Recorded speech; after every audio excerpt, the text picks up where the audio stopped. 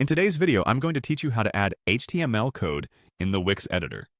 Whether you're looking to integrate custom functionalities or simply want a more personalized touch to your website, knowing how to embed HTML can be crucial.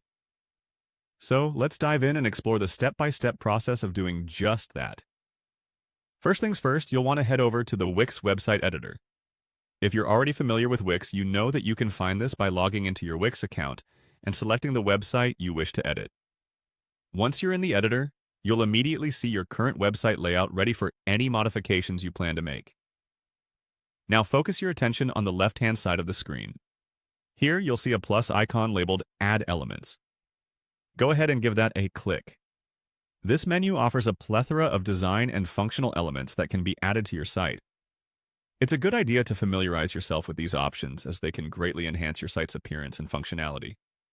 Next in our journey is selecting Embed Code from the list. The Embed Code section is essential for adding any custom codes you might have, whether from a third-party service or something you've cooked up yourself.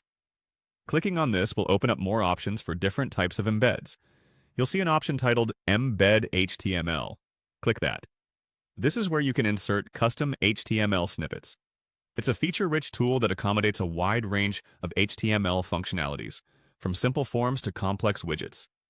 If you've ever wondered how people add custom maps, calendars, or other unique touches to their site, this is how. After selecting Embed HTML, you'll see a section that prompts you to click on Code. This is the heart of our task today. Clicking on Code allows you to input the HTML scripts you want to bring to life on your website. Once the code editor is open, simply paste your HTML code into the provided area and hit Update.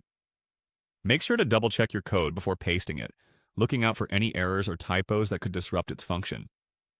This is a good point to remind yourself of your site's design theme, ensuring your code aligns well visually and functionally.